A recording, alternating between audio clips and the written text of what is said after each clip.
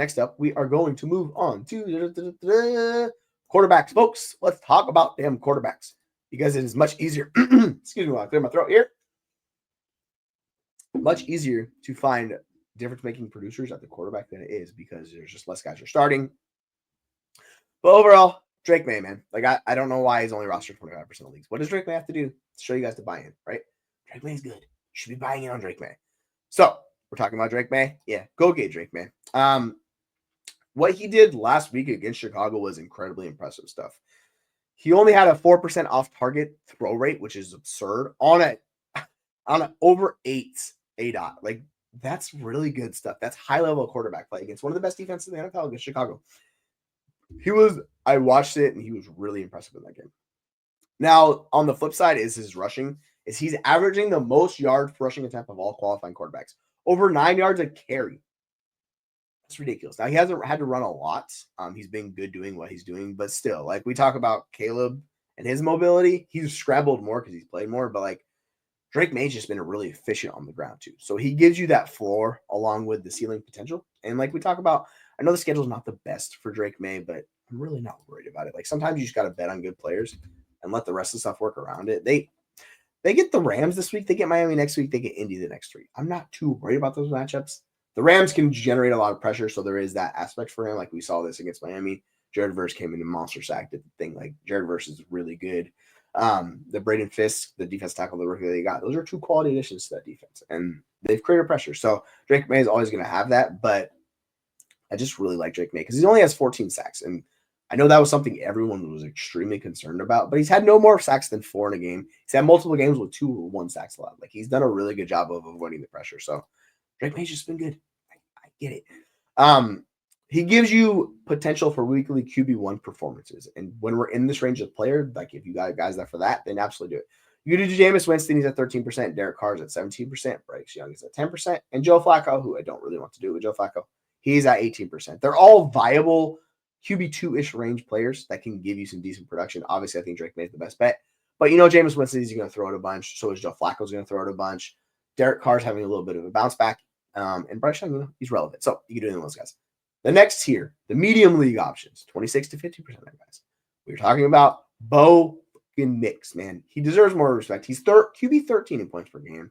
And he gets the Falcons, who are allowing the 3rd most rushing yards per game to quarterbacks. And guess who he gets the week after that in week 12? He gets the Las Vegas Raiders, who are 27th in defensive DVOA. So we could see Bo Nix going ham these next 2 weeks. I'm going to have him ranked as back in QB1 the next 2 weeks. I expect him to have very good performances and really guide that offense and potentially push for wins in those game matchups. I don't necessarily think they're going to win, but I think I think they will beat the Raiders. I think they can beat the Falcons too. So there's potential for them to do it. If you need a streamer for like production, I really like Bo Nix. Other guys in this tier, Russell Wilson, who's at 29%. Russell Wilson's been really good. I put Trevor Lawrence at 38% because there's really no quarterbacks really rostered in this range.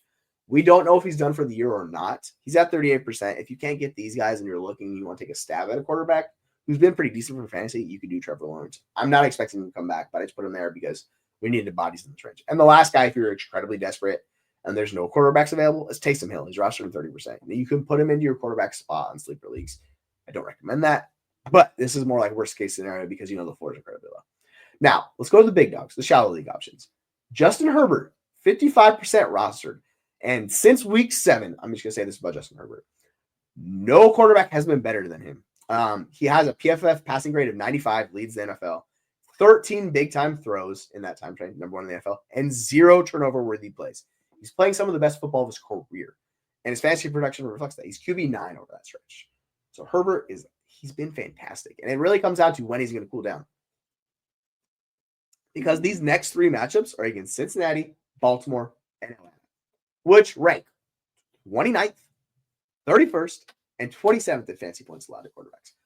We can expect Herbert and this offense to continually put up points and more points and more points in production. So if you have Herbert going or if he's available, I highly recommend picking up Justin Herbert because the last couple weeks in that offense, they've decided to pass it, and they're doing that really well because early in the season, they weren't passing it right.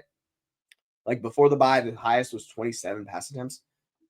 Ever since then, he's at 34, 39, 32, 27. And against Tennessee, they didn't really do much. He had 18, but he was still super efficient. Still put up 20 points for you because he had a couple touchdowns. Like he had a rushing touchdown through the air. These matchups are juicy. Yeah, I just like Justin Herbert this next month of football. So if you need someone to get you through Thanksgiving, Justin Herbert is a really, really good bet. Other guys in this range, Geno Smith at 53% rostered, Matthew Stafford at 57% rostered. Both of the guys are good quality NFL quarterbacks, but they've kind of struggled, been a little bit up or down. Obviously, the offensive lines for both teams are two of the worst in the NFL. Tua Tagovailoa is at 67%. I was betting on Stafford to be better than Tua last week. Obviously, that did not happen. But Tua, Tua's decent floor. And then Aaron Rodgers, you could do Aaron Rodgers, but that Jets offense is struggling. He's at 56% rostered. You could do it. I would just go other ways with that.